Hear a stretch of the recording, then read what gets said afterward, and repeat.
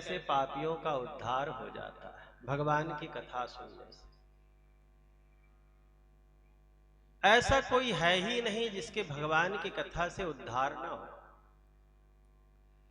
भक्ति प्रारंभ होती ही है सुनने से। अगर मंदिर में जाकर के भोलेनाथ के मंदिर में आप एक लोटा पानी फेंक आते हैं तो अपने आप को भक्त मत मानो। अरे सबकी चीज की प्रक्रिया है ना जी, जीवन की। एक हलवाई भी सब्जी बनाता है, मिठाई बनाता है, वही चीनी मैदा से, डालडा से।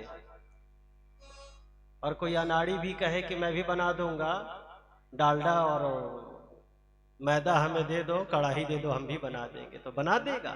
नहीं बना सकता। ये सत्य है कि उसी डालडा से, चीनी से उसने मिठाई बना दिया, स्वादिष्ट बना दिया।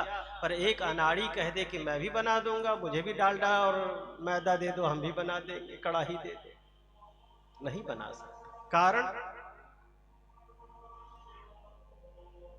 क्योंकि डालडा कढ़ाई तो सबको उपलब्ध हो सकती, पर मिठाई बनाने की कला सबके पास नहीं होती। कला सबके पास नहीं होती। तो ठीक उसी प्रकार से ये मानव तन भगवान ने सबको दिया, जिंदगी सबको भगवान ने दिया।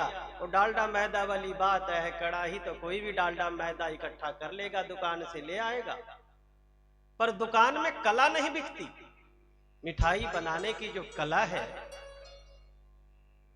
अकल है, खोपड़ी है, तजुर्बा है, वो दुकान में नहीं मिलता।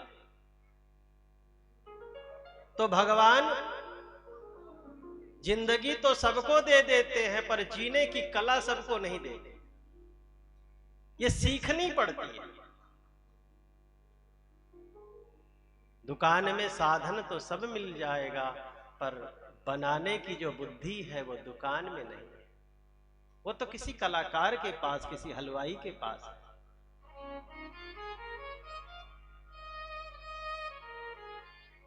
तो जिंदगी भगवान सबको दे देते हैं, पर जीने की कला सीखनी पड़ती है।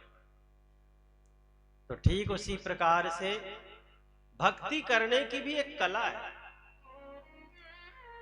अगर उस कला से भक्ति नहीं करोगे, उस तरीके से भक्ति नहीं करेंगे, तो भक्ति बेकार है। ठीक वैसे ही जैसे तरीका पता ना हो और आप मिठाई बनाने बैठ जाओ, तो फिर आपने डालडा का बर्बाद करना, आपने चीनी का भी सत्यानाश करना, मैदा का भी सत्यानाश करना।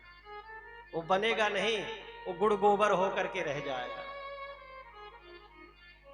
उसमें कोई स्वाद नहीं होगा सिवाय बर्बादी के।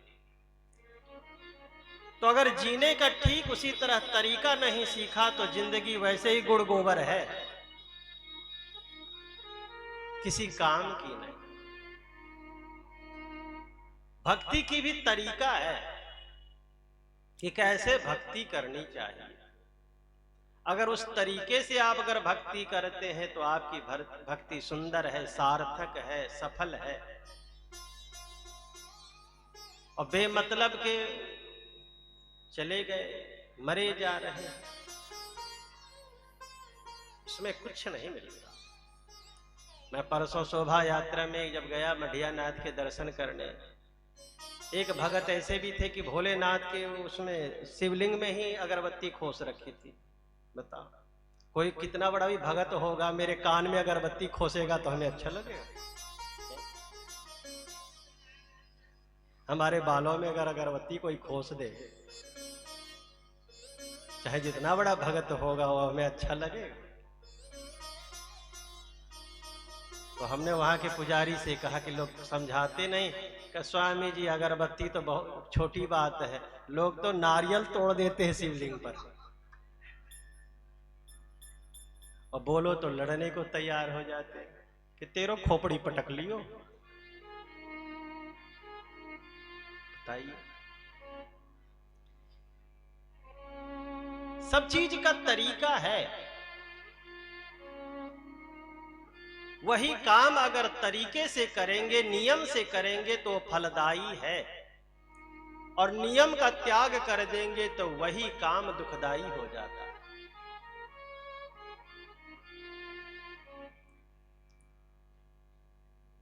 जैसे बिना तरीका के, अरे आलू की सब्जी एक कोई सुंदर जानकार माताएं भी बनाती है घर में, तो वही आलू की सब्जी कितनी अच्छी लगती है खाने में, और जिसको तरीका ना हो बना के दे दे तो जी करे कि फेंक दे, खा नहीं सकते।